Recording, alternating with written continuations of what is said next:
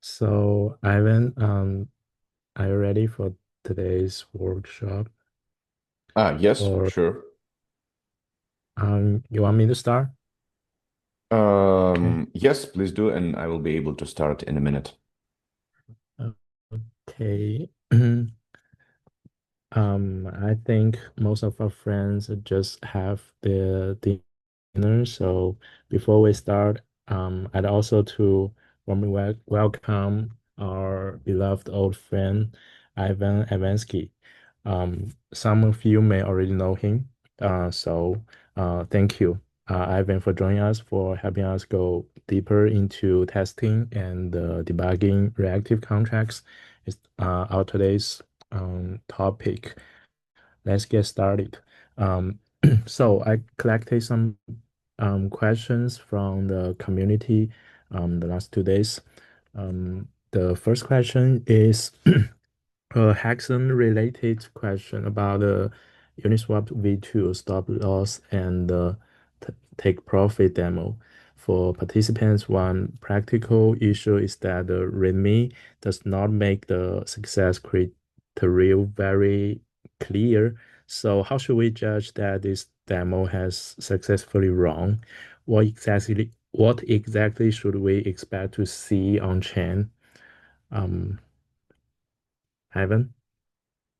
If I get it correctly, the question is about the criteria for successful Yeah. completion of the Uniswap demo, right? Yeah, yeah. The Uniswap V2 stop loss and take profit orders this demo.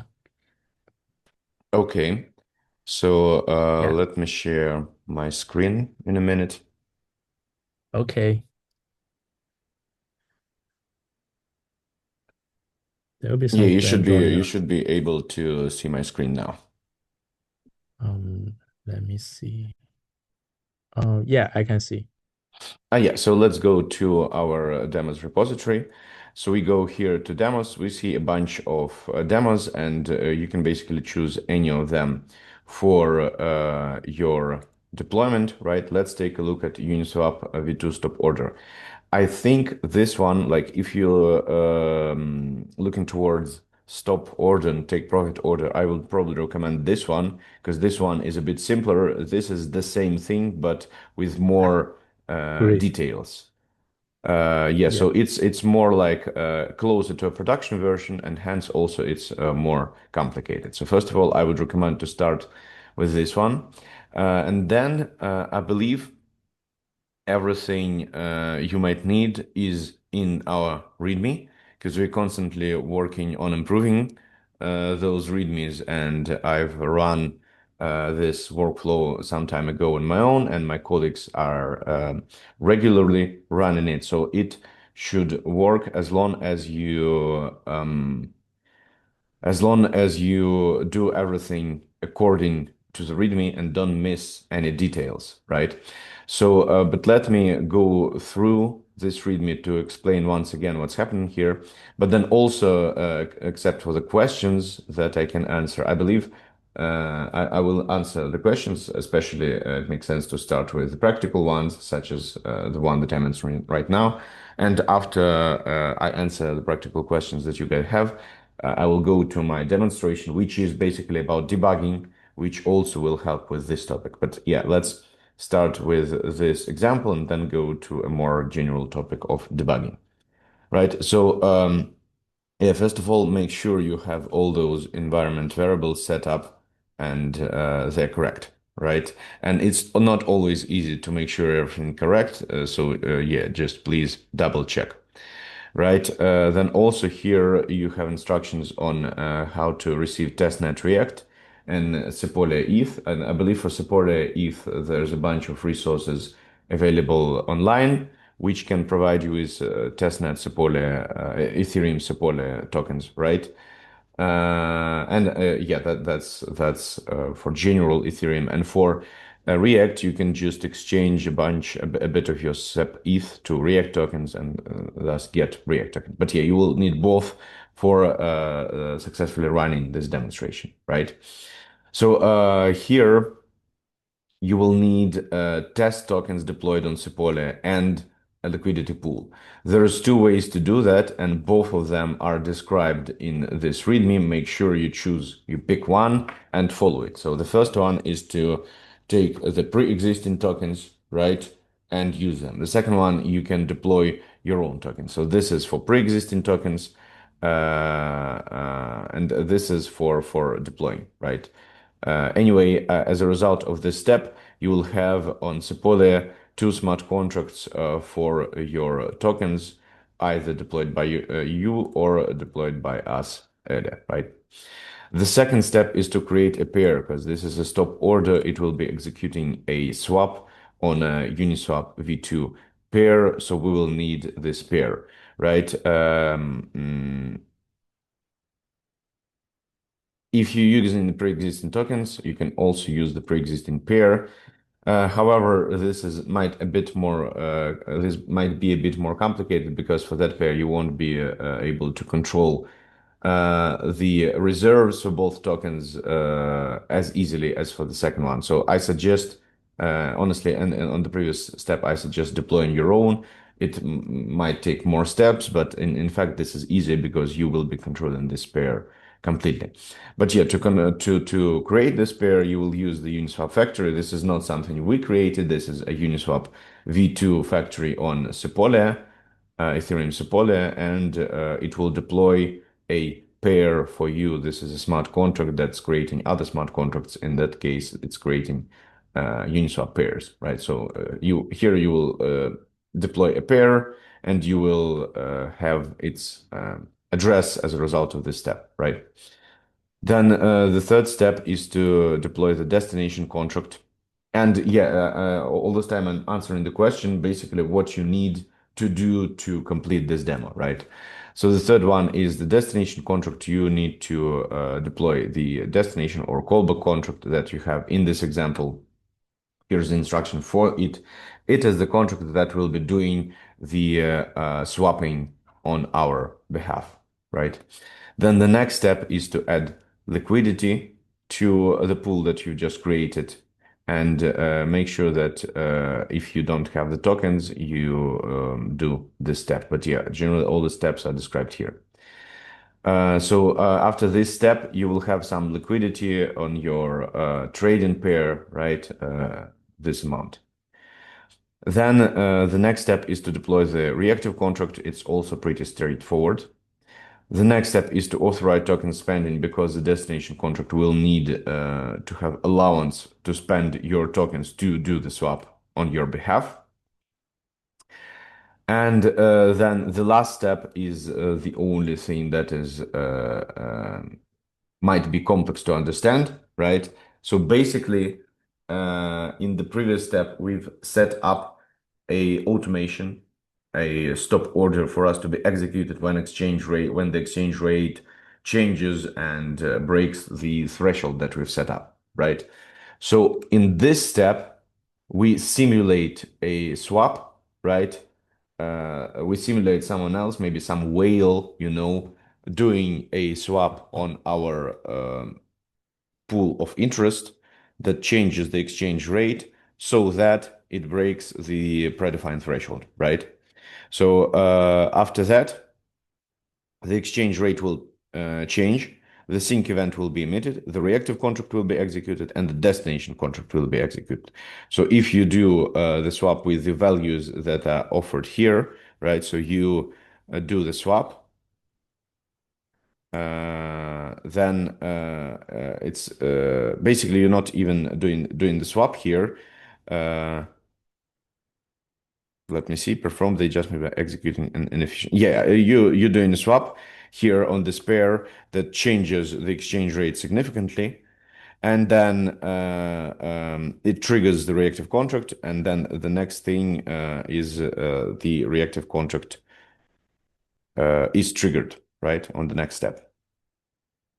And then after that, you will be able to, the stop order will be triggered and visible on Sepolia scan, right? The callback can be viewed in the destination contracts event log as shown here, right? Let's take a look. So you will go to Sepolia scan to your destination contract to events. And you will see an event here like this one, like stop, right? But then also you can go to your reactive contract on React Scan and see the callback there. There will be a link to the callback. So yeah, basically to make sure this thing worked, you will need to make sure that your reactive contract issued a callback, right? So you go to your reactive contract, you will see a reactive transaction in the RVM tab. I will show it a bit later, and it will be executed. I'm not sure whether I answered the question fully because the question did not contain a lot of technical detail on what exactly failed. But the thing is, if you go through these steps, it will work, and the result will be a successful reactive transaction on your stop order reactive contract that you will see on React Scan and you will see on Sepolia Scan the callback itself. Yeah, Yeah, now let and um, could, yeah, let's how go do ahead. Yeah, we I find finished. the address on the Spolia scan, like the origin reactive application address? Yeah, sorry, the sound was breaking down a bit. Could you please repeat the question? I'm sorry. I mean, so how could we to find the original um address, a reactive address, and the destination address Yeah, on the so Spolia? the destination contract address will be provided by the command line as the output of this command to you, right? So when Oh, you yeah. deploy the destination contract, it will tell you the address. And the same goes for reactive contract. When you deploy the reactive contract, you will get the address. After that, you just take this address, you go to Lesnar React Scan, you put this address here, and yeah. Yeah, I see. Yeah, let me, as a matter of Um, fact, let me provide an example. I will okay. go take a look at my reactive contract, some of the ones that I deployed earlier. Mm,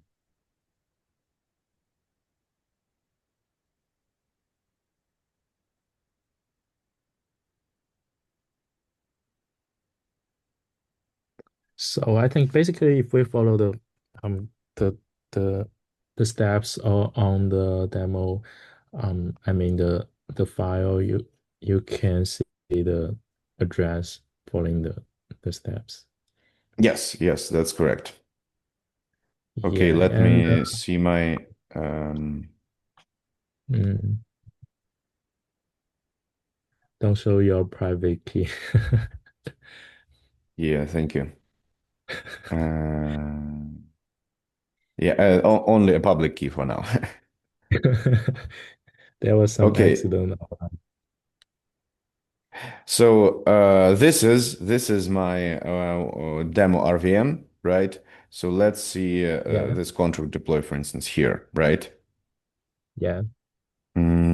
So this should be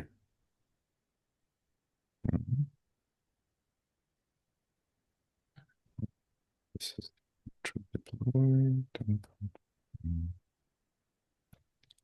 When did you deploy it? Yeah, so this is the address of the contract. Let's see. Let's take a Oh, look at the contract. okay.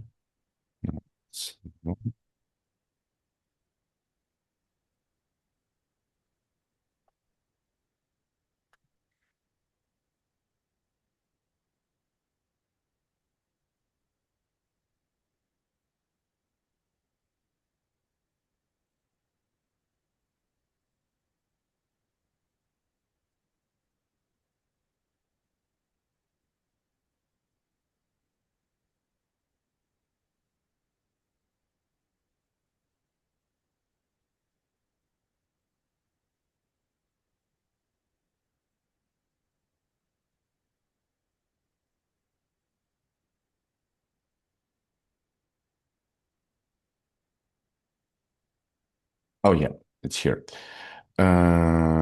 Yeah, let's take a look at this one, for instance, right? Okay.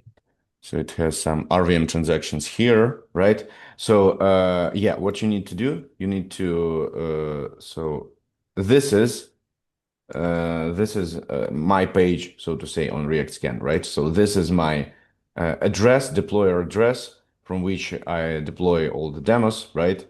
I just Mm, take my address from which I worked with React Network and I put it here. And that's how I get to this page, right? After that, I can see all oh, my transactions here and all my contracts here, right?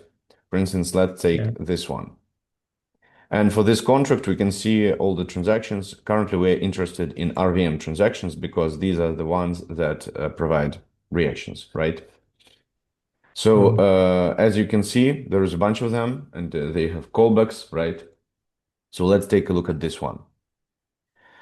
This is the page that we will be interested in making sure that our reaction worked, right? We will go to a contract and we will take a reactive transaction with a successful callback, right? So, and yeah. it gives all the information right here. Uh, the question was, how do we get the callback? So this is how. This is the destination transaction. So this whole page is dedicated to my reactive transaction, right? And it gives the origin transaction and destination transaction here. So we can follow those links and it will show us the reactive transaction of interest. So this is actually the contract that I'm looking at. And as you can see, this is the callback received event that we can discuss in the context of our demo. So this was the contract for the basic demo, right? So this is the event callback received here, right? Callback received here. Does it make sense? Yes, so much sense. I suppose that Ivan has been very clear on following the files of this demo. I think let me try to summary that. So you firstly you should make sure that you have read the details of the README. The second, you need to double check your environment fits the requirements. The third, you must exchange or get some Sepolia is um, like faucet and exchange React tokens. And then what you should do is just following the demo files, I think, and then Ivan has showed how to check your address and your transaction address on the React scan. It's been very clear. So I think it's been very clear. So the third question is also about hackathon. This time is about how participants should interpret the workflow requirements. Because in the demo run the trunk, the repo says that for each demo, participants should deploy the origin contract and destination contract, deploy the reactive contract, and submit all the three transactions. But in practice, some demos seems different. For example, in AAVE liquidation protection, the logic appears to rely on cron events and an existing AAVE position rather than a separately deployed custom origin contract. So its origin contract is actually not required. Ivan? Yeah, so I'm not sure. I think in the version of the requirements that I provided, it's the same that we're using for the hackathons, and it probably says that you should provide the address of the origin Yeah, contract and the code of the origin contract if you created it yourself, right? So yeah, obviously the like if you rely on an external origin contract, you don't need to provide the code, only the address of the contract that you're monitoring, right? And technically, it also stands for the cron events. However, it's obviously not necessary because the cron events they're emitted by our our system contract, right? Let's go here to pum pum Yes, pum. system No, I contract. probably won't be able to show it right now, but I can show um, the address of the contract itself, right? We have like since you will be working on Ethereum on Lasna testnet, right?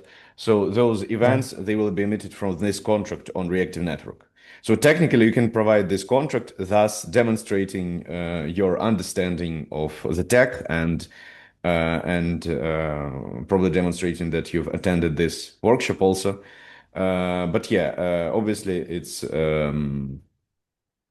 not the main thing. The main thing is to have your reactive contract so that we will be able to see that it actually has some REM transactions and see the callbacks. Um, but yeah, also for your reactive contract and your destination contract, we will need the code because those are the two contracts created and deployed by you. Yes. So, let's make it clear for participants. For some demos, origin may mean a custom origin contract, but for others, it could mean an existing protocol event or system contract, such as Chrome. Is that correct? Yes, yes. Okay. Um, I think I have done my part. That's the two questions. But I also have a question my own for Ivan for is for Hexen participants. What is the best way to prove that a demo has actually completed the full workflow? Because our last two questions about the like the specialized challenge road, but um, for the I mean the team challenge road, the first road, how do we to prove we have completed the full workflow? Can you Yeah, can thank you. That's a good question. So probably the answer is more or less the same as the one I provided for stop order, right? So let's take a look at this README again. So here the workflow is predefined by us, right? For this reactive contract setup. For your own hackathon submission, the workflow will be created by you and you can describe it and you're supposed to describe it in your submission. But the way to prove the workflow is the same, is that you provide the link to your reactive transaction where we can see that there is a reactive transaction first of all, and also we can see the destination transaction and the origin transaction here, right?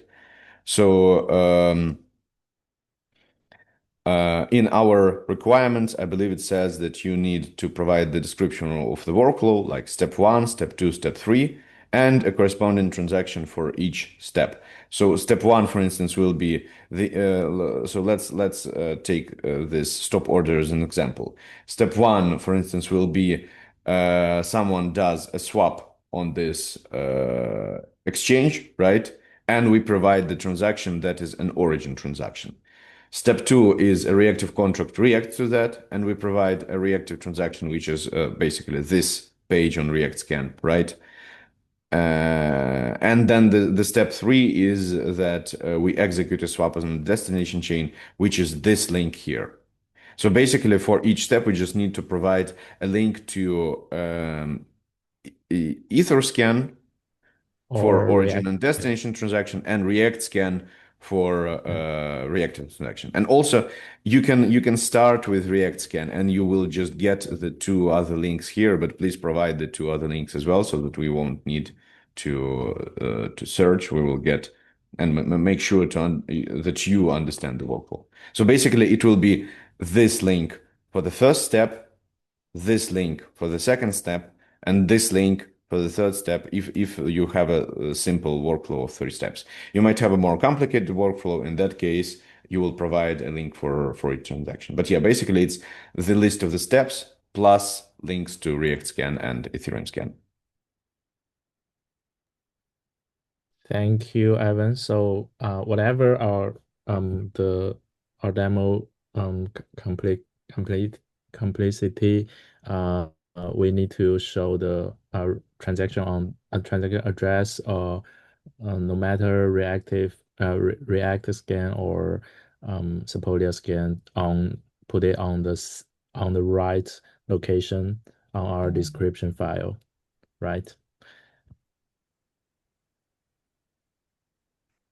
Yes, yes, thank you. That's a good question to make sure that um, Yeah. we are on the same page with the participants in terms of what we will need to evaluate the submission. Yeah, so this is the most important thing, the description of the workflow with those three links. Yes, I think some of our participants may get a lot from your from your show.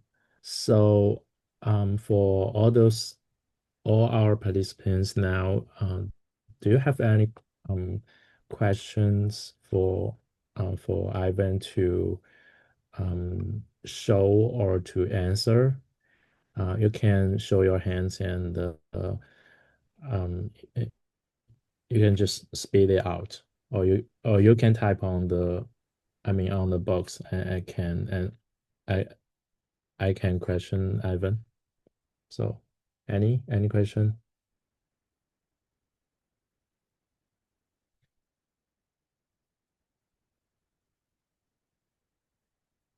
I think some of them is uh, busy doing the app of the demo. Yeah, that's okay. I think if we don't have any questions, I can proceed with the debugging workshop that Okay, I prepared for today. okay. Okay, it's our time, Ivan. Yeah, thank you. Okay.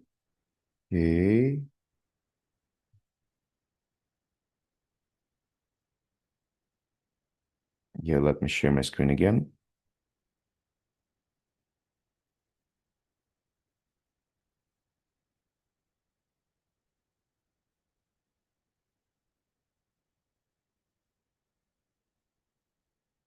Okay, do you see the slides full screen, guys?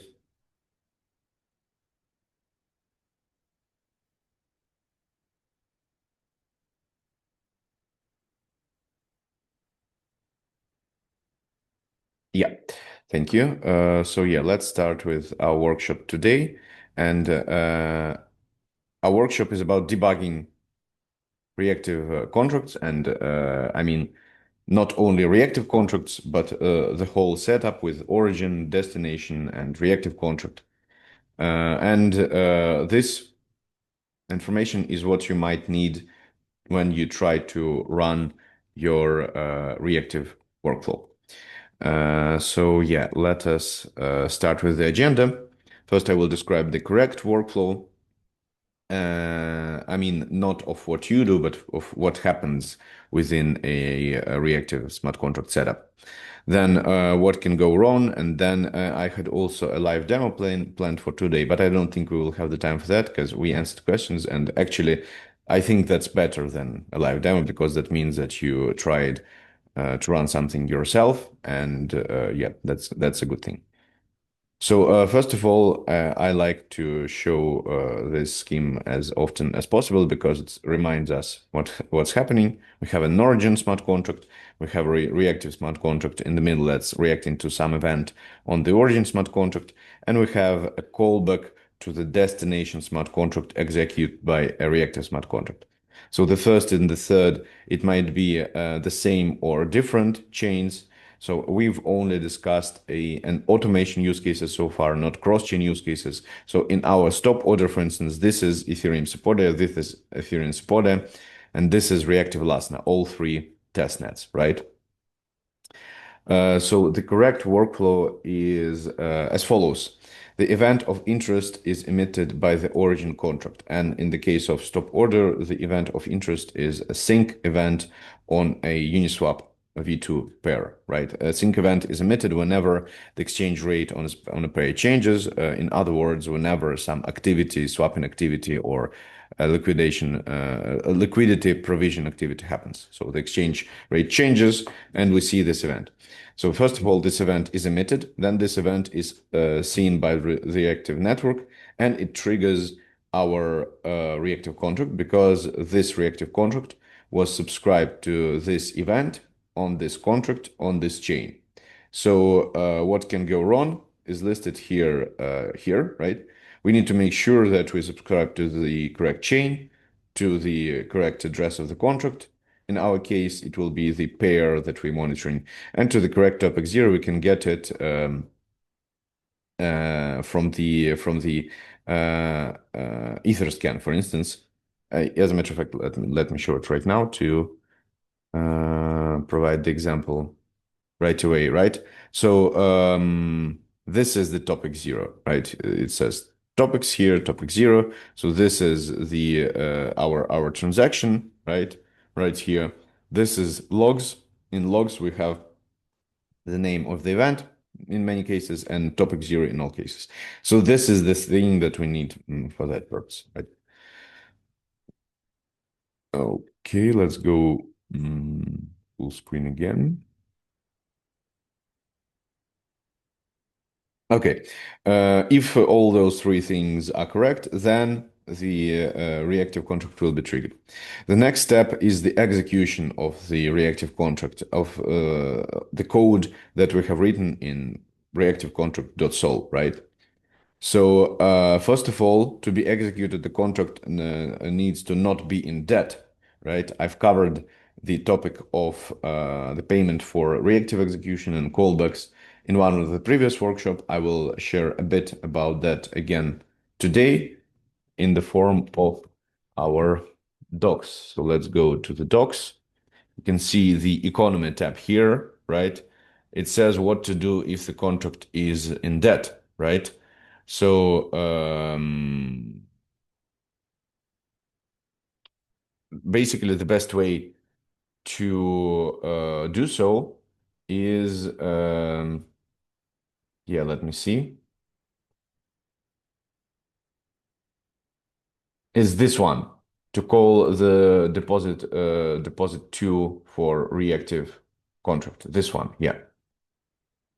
So in case your contract is in debt, you will see it on React scan, and you will see it as an error on Etherscan if we are talking about the callback contract.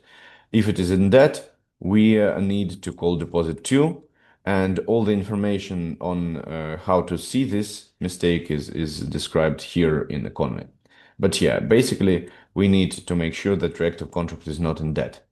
If it's not in debt, then it should be executed. And if the conditions that we're checking are met, then it will execute the callback.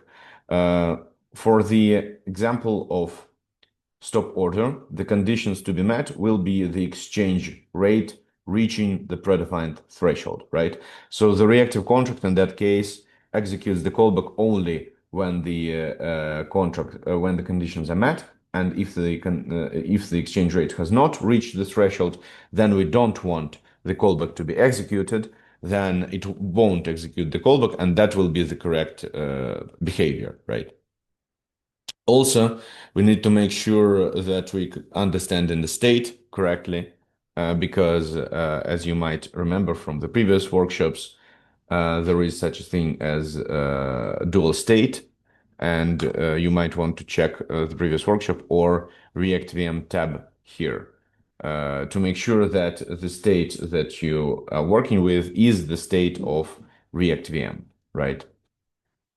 And then you need to make sure that you've structured the callback correctly. And we'll talk a bit about that later, where I will show you the troubleshooting page in the docs. And then this is the second step, the execution of the reactive contract. And in terms of this list, it's the third step, right? And this is the last step, which is the callback being executed on the destination chain, right? And for the callback, let's say the previous step was successful. So the reactive contract emitted a callback, but the callback was not executed. Why? Two reasons for that. First of all, our contract should not be in debt. Here I wanted to say correct callback. Our contract might be in debt, the same way as reactive contract, the callback contract might be in debt, and we need to go through the same process that I shared in the economy tab of the docs. And also we need to make sure that the callback was correct, meaning the function and the arguments of the callback correspond to the one that we have in our destination contract. Right, so this is the workflow that's supposed to happen. Emission of the event on the origin chain, then reactive contract is triggered, reactive contract is executed, and the callback is executed on the destination chain. Now, there are some super basic recommendations to achieve that. First of all, understand what you're trying to accomplish, meaning read the README closely in case of if you're working for a special challenge and you're deploying our examples. And if you're building something of your own, also understand what you're trying to accomplish, list the steps for yourself, maybe draw a scheme if you like that. And yeah, make sure you understand what you're expecting to happen, right? So that you can compare what actually happens to your expectation, right? The second is take a look at the output, and by output, I mean the output of the command line when you're running the deploy commands and running the workflow, right? It always says something useful. And in many cases, since you're not supposed to be experienced developers, and I'm not also not a like senior developer, in many cases we might not understand what the output says. In that case, we will ask AI and ask the internet, and it will help us. But yeah, this is how we communicate with the machine, with the blockchain, right? We give it some commands, and then it provides some output. Whether the command was successful or unsuccessful, it tells us something, some additional information. If it's successful, it would be the gas spent, the address to which the contract was deployed, the transaction hash, that kind of stuff. If it was not successful, it will give us the reason for the fail. If we don't understand that reason, we will ask AI, right? And then also a good recommendation is to always go to React Scan because it has a bunch of useful data for you. It has RVM transaction, it has links to destination callbacks and origin events, and it will tell you about what's happening. If the contract isn't dead, it will tell you. If the callback was not successful, it will tell you. So yeah, first take a look at the output of your command line and then go to React Scan. Most probably you will be interacting only with your own RVM, which means in React Scan you can just type, I mean, copy paste your address the way I showed earlier today, and you will see on all the contracts, all the transactions, so it should be pretty straightforward. Now, the next thing is economy. Uh, and I think since we've talked a bit about that today, we will skip this part that I planned for today because we have something that we haven't touched upon yet. But yeah, basically here I wanted to talk about how to pay for the callbacks and how these payments are handled internally. But yeah, let's jump straight to what can go wrong because it's a more practical, more useful part. So, based on the feedback we had from developers on hackathons and developers of our partners trying to build on our stack, we figured out a list of common problems that people face when working with reactive contract. And based on this feedback, we created this page debugging. So basically, it's a list of what can go wrong with the recommendations, what to do in that case. So basically, I will use this page here as a slide and talk about what can go wrong because most probably you will face one or several of those issues, right? So first of all, let's discuss the callback structure, right? So this is the callback. You will see such things in all of our examples, and you definitely will do something like that yourself in case you apply for a hackathon, right? Uh, in this particular example, we're interested in this thing here, which is the first argument, right?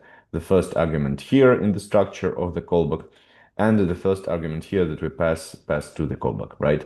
So as you can see in all of our examples, it says address 0 here. It's not necessary to put address 0. You can put any address here. However, it will be replaced with the address of your RVM. This is done for the authorization purposes, as I have mentioned on one of the previous workshops, for the authorization purposes, and you have a special modifier in your abstract callback contract for that.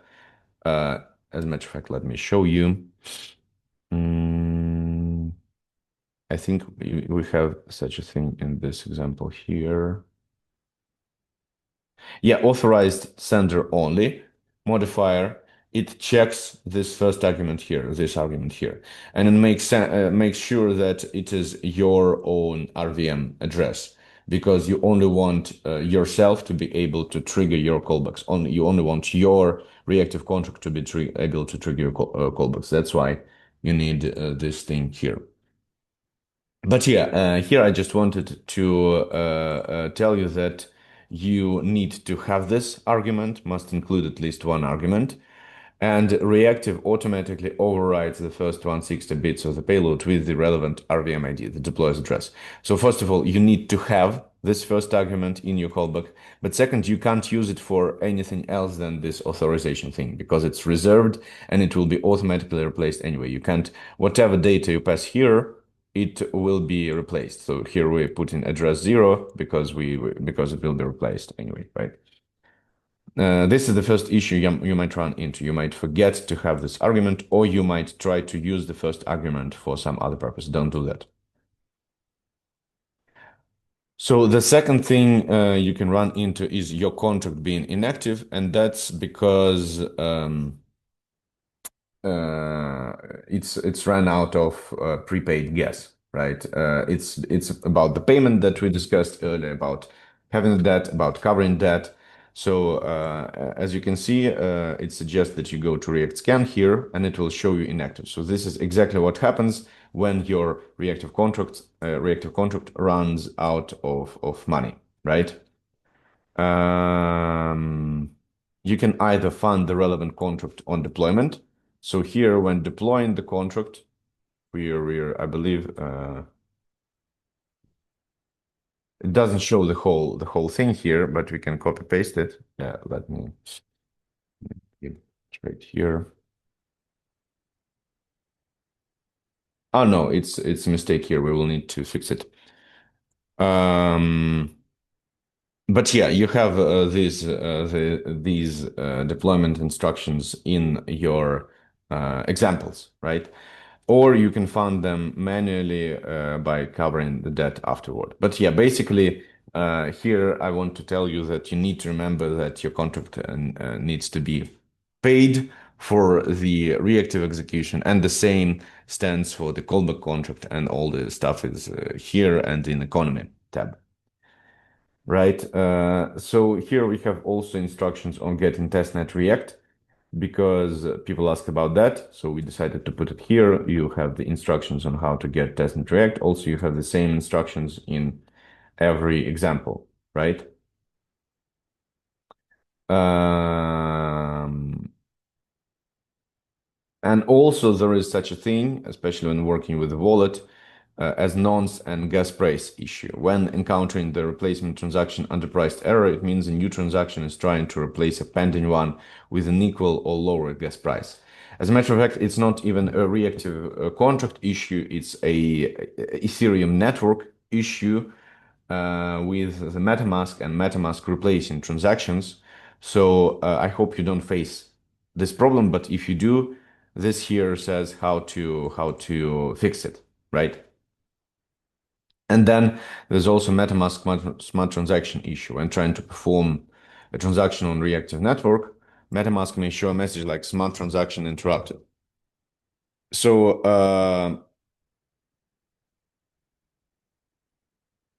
on reactive network, you're not supposed to use MetaMask smart transactions because MetaMask don't deploy these smart accounts on reactive network. So you just want to switch it off. to successfully work with reactive network if you bridging something or so on.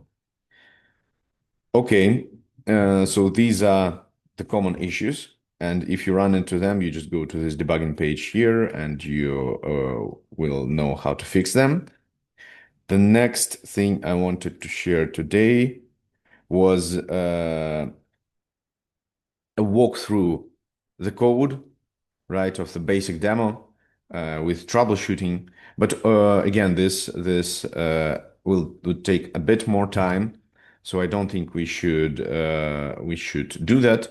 Rather than that, I would suggest that you just go whenever. It doesn't matter whether you're trying to fulfill the special challenge or you're building your own thing, you still might want to run the basic demo just to understand how to deploy and fund reactive contracts and callback contracts. It's super simple, so I suggest that you do that anyway. And for troubleshooting, basically, here I wanted to simulate the troubles that you can run into. That's listed here, right? But yeah, I don't think we have time for that, and you might do that yourself. And if you run into those issues, please refer to this page here and also ask AI. I think this is everything it makes sense to share today, and we still have some time for the questions. So I hope you have some questions based on what I've just shared.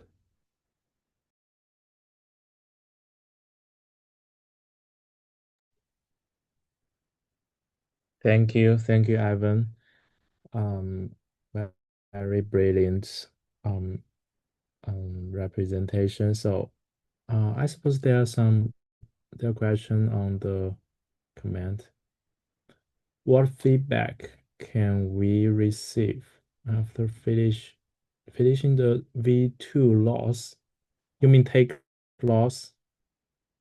Like basically we can get logs, come back and stop with the V2 ordering is putting and the second one deploy from it. Yes. So as a result of the execution of this thing, callback received logs and stop logs are exactly what you're supposed to provide. So you can provide, I believe it has the requirements listed in the challenge, but yeah, it's exactly what would be the result of this automation. Callback received, uh, like basic, we can got logs, callback received, and stop. Yeah, so for the basic demo, it will be callback received, and for the stop loss order, it will be the stop logs, right? But I believe in the requirements, it says that you need to provide the origin transaction, the reactive transaction, and the destination transaction.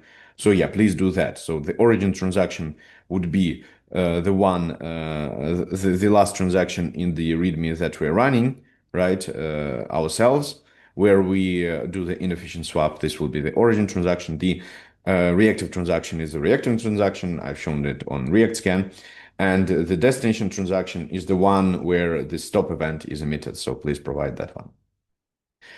With the V2 order in Sepolis can. Oh yeah, that's what I've just answered. And the second one, when I deployed cron, I found it only has two transactions, deployed and call, but asked three. Yeah, so for the cron,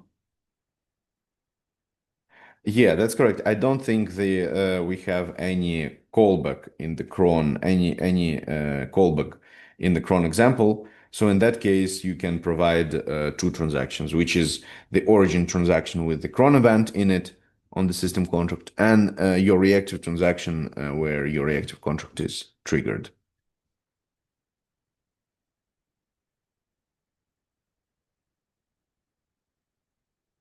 Yeah, thank you. Thank you for the question because I forgot that we don't have a callback in our cron example. So yeah, it definitely will be two transactions.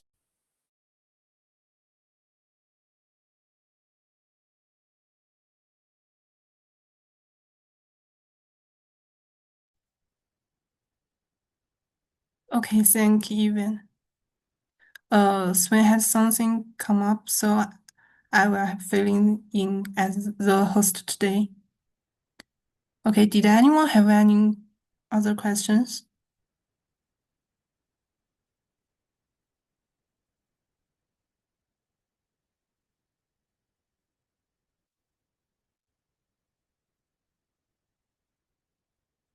Okay, that's all for today's workshop. A big thank you to Ivan for the great sharing, and thank you all for joining us today. If you guys still have any questions after session, feel free to continue the discussion in the community and share any issue you run into while building. We'd love to help you to learn and explore together. Thanks again to Eva, and thanks again to everyone who joined us today. That's it for today. Have a great evening and see you at the next event. Thank you very much. Have a great evening. Thank you, Evan.